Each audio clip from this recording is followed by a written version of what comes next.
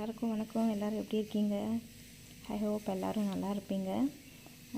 இன்றைக்கி நான் ரொம்ப சந்தோஷமாக இருக்கேன். ஏன்னு கேட்டிங்கன்னா, இது பெல்லா உங்களுக்கு எல்லாருக்கும் தெரியும். இவளுக்கு ஆக்சிடெண்ட் ஆகிருந்தனால கால் இவளுக்கு கொஞ்ச நாள் யூஸ் ஆகாமல் இருந்துச்சு. இப்போ நான் அதுக்கு தான் ரொம்ப சந்தோஷமாக இருக்கேன்.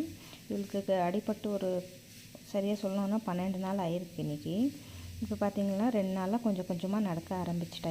இங்கே பாருங்கள், கொஞ்சம் கொஞ்சமாக நடக்கிறா. ஆனால் அவ்வளோ ஸ்ட்ரென்த் இல்லை இடுப்பில் அவளுக்கு. ஆனால் கொஞ்சம் கொஞ்சம் நடக்கிறா.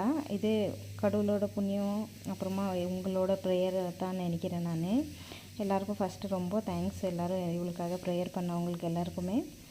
பாருங்கள், கொஞ்சம் கொஞ்சமாக நடக்கிறா. ஆனால் டாக்டர் சொல்லியிருக்காங்க ரொம்ப நடக்க விடாதீங்க அன்னிட்டு. அதனால் கேட்குறதுல நடந்திருந்தால் ஃபஸ்ட்டு வீட்டுக்கு வெளியே தான் ஓடுறதுக்கு பார்த்தா. ஏன்னா வெளியே சுற்றி அவளுக்கு பழக்கம் ஆகிடுச்சு இல்லைங்களா, வெளியே ஓட பார்க்குறேன். ஆனால் டாக்டர் சொல்லிக்கிறாங்க கம்ப்ளீட்டாக இவளுக்கு அட்லீஸ்ட் 1 மந்த்தாவது இவளுக்கு ரெஸ்ட்டு கொடுக்கணும்னு சொல்லிட்டு.